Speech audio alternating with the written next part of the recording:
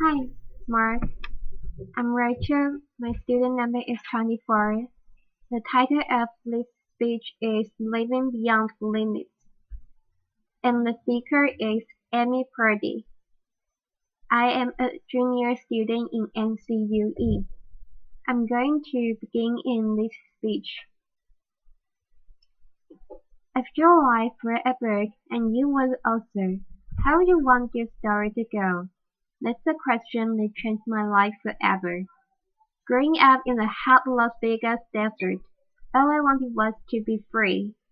I would daydream about traveling the world, living in a place where it snowed, and I would picture all of the stories that I would go on to tell.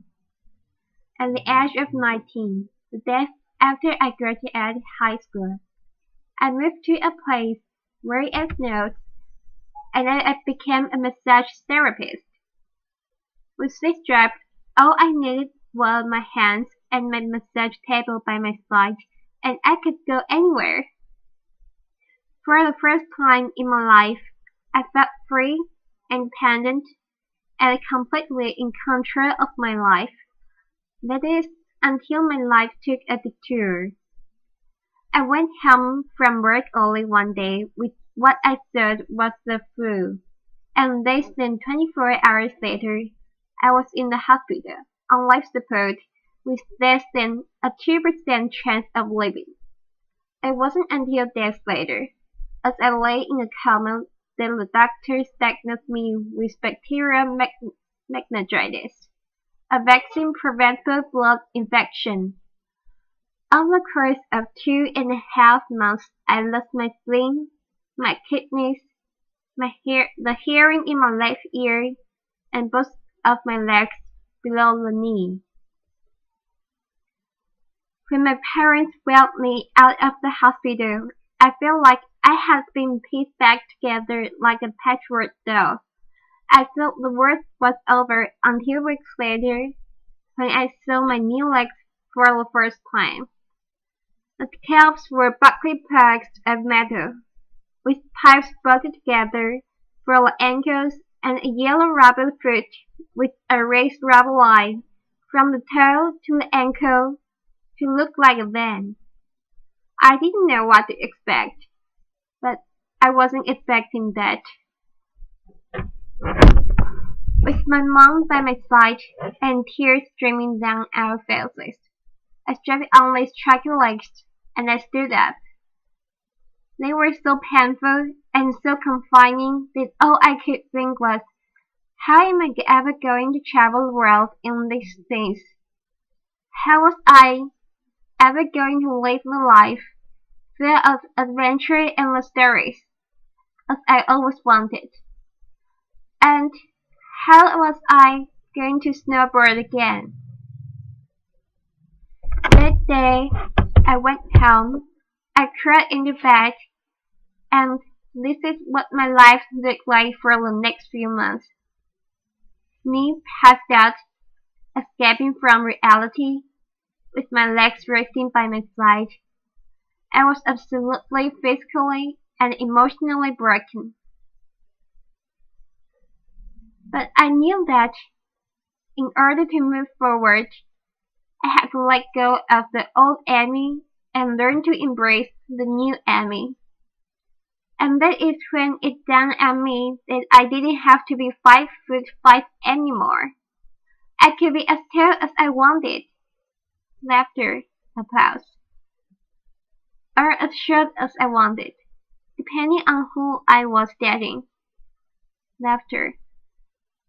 And if I snowboarded again, my feet aren't going to get cold. Laughter. And best of all, I thought I can make my feet the size of all the shoes that are on the sales rack. Laughter. And I did. So there were benefits here. It was this moment that I asked myself that life-defining question. If my life were a book and I was the author, how would I want the story to go? And I began to daydream. I daydreamed like I did as a little girl, and I imagined myself working gracefully, helping other people through my journey and snowboarding again. And I didn't just see myself carving down a mountain of powder. I could actually feel it. I could feel the wind against my face and a beat of my racing heart as if it were happening in that very moment. And that is when a new chapter in my life began. 4 months later, I was back up on a snowboard. Although things didn't go quite as expected. My knees and my ankles wouldn't bend, and at one point I traumatized all the skiers on the chairlift when I fell and my legs still attached to my snowboard. Laughter went flying down the mountain, and I was on top of the mountain still. I was so shocked. I was just as shocked as everybody else, and I was so discouraged. But I knew that if I could find the right pair of feet, that I would be able to do this again. And this is when I learned that our borders and our obstacles can only do two things. One, stop us in our tracks. Or two, force us to get creative. I did a year of research. Still couldn't figure out what kind of legs to use. Couldn't find any resources that could help me. So I decided to make a pair myself. My leg maker and I put random parts together, and we made a pair of feet that I could snowboard in. As you can see, rusty bolts, rubber, wood, and neon pink duct tape. And yes, I can change my toenail polish. It was these legs and the best 21st birthday gift I could ever receive. A new kidney from my dad that allowed me to follow my dreams again. I started snowboarding, then I went back to work, then I went back to school. Then in 2005, I co-founded a non-profit organization for youth and young adults with physical disabilities so they could get involved with action sports. From there, I had the opportunity to go to South Africa, where I helped to put shoes on thousands of children's feet so they could attend school. And just this past February, I won 2 back-to-back World Cup gold medals.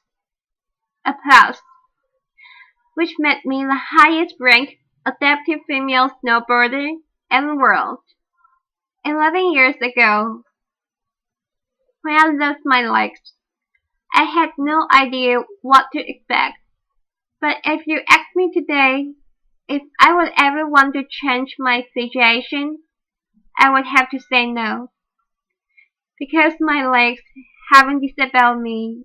If anything, they've enabled me. They forced me to rely on my imagination and to believe in the possibilities. And that's why I believe that our imaginations can be used as tools for breaking through borders. Because in our minds, we can do anything and we can be anything. It's believing in those dreams and facing our fears head-on that allows us to live our lives beyond our limits. And although today is about innovation without borders, I have to say that in my life, innovation has only been possible because of my borders. I've learned that borders are where the actual ends, but also where the imagination and the story begins. So, the thought that I would like to challenge you with today is that maybe instead of looking at our challenges and our limitations as something negative or bad, We can begin to look at them as blessings, magnificent gifts that can be used to ignite our imaginations and to help us go farther than we ever knew we could go. It's not about breaking down borders. It's about pushing us up them and seeing what amazing places that might bring us. Thank you. My speech is finished. Thank you, Mark.